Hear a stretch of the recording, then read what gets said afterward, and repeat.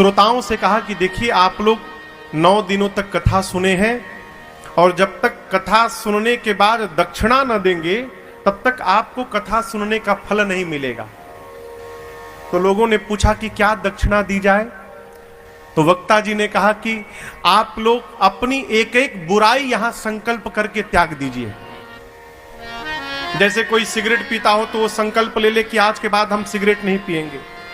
कोई खैनी खाता हो तो संकल्प ले ले आज के बाद हम खैनी नहीं खाएंगे।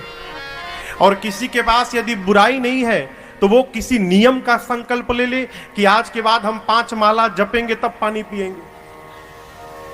तो जितने श्रोता थे किसी ने बुराई छोड़ी, किसी ने कोई नियम का संकल्प लिया। गांव के एक सबसे बड़े सेठ जी थे। सेठ जी ना एक दिन कथा में कभी आए, न उन्होंने कोई नियम लिया, न कोई अपनी बुराई छोड़े। कथा पूरी हो गई।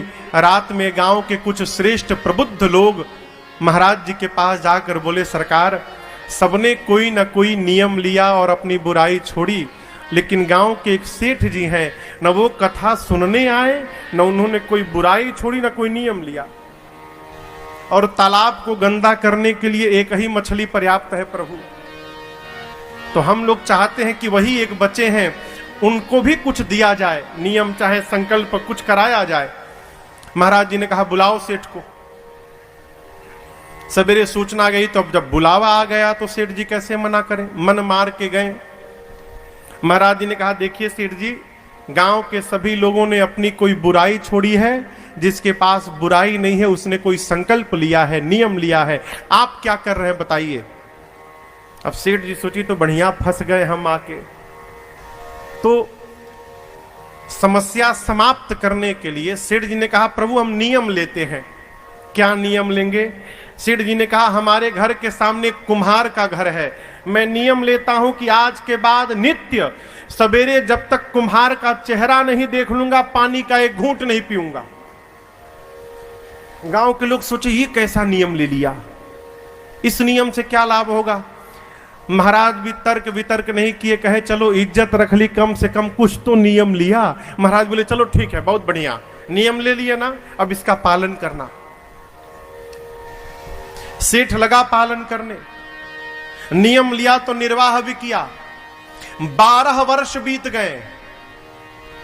12 वर्ष में एक दिन भी ऐसा नहीं गया जिस दिन सवेरे बिना कुम्हार के मुख को देखे बिना पानी पी लिया हो सेठ ने। नियम का पालन किया।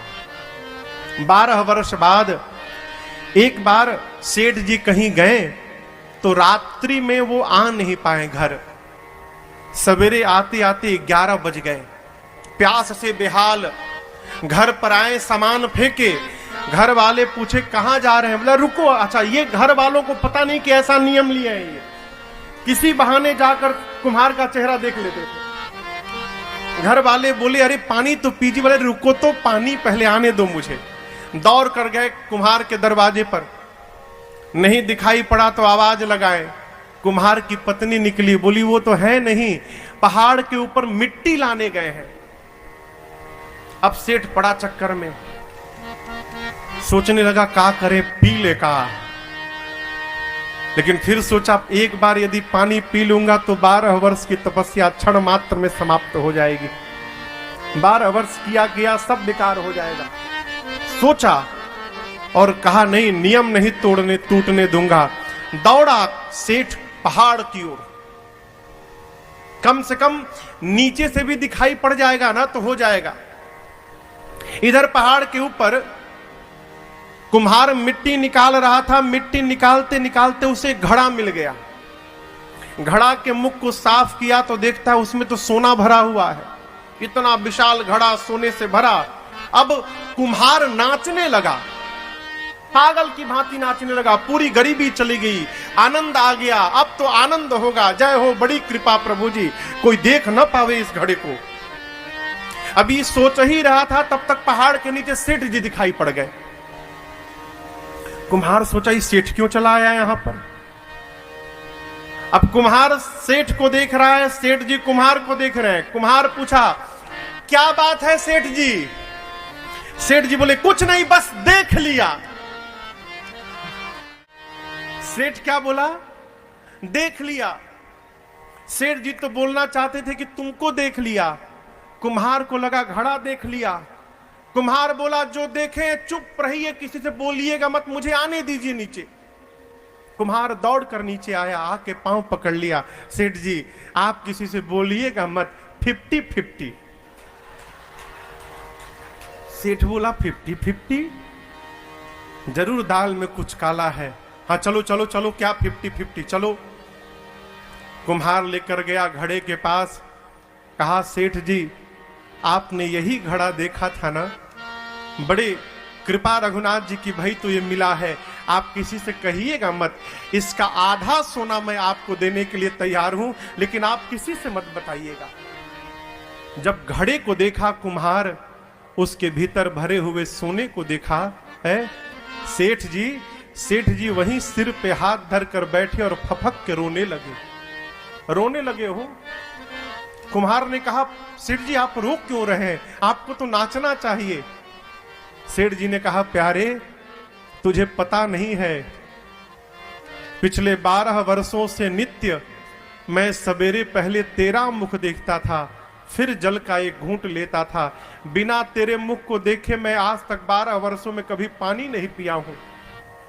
कुम्हार बोला फिर रो क्यों रहे हैं? सेठ बोले इसलिए रो रहा हूं प्यारे कि 12 वर्षों तक तेरा मुख देखकर पानी पिया तो इतना सोना मिल गया, यदि 12 वर्षों तक मैं भगवान का मुख देखकर पानी पिया रहता तो आज मेरी क्या गति हुई रहती। अरे अखिया हरि दर्शन की प्यासी, अरे अखिया हरि दर्शन की प्यास, अरे हरि दर्शन की प्यासी रे अखिया हरि दर्शन की प्यासी रे अखिया हरि दर्शन की प्यासी। भाई बाप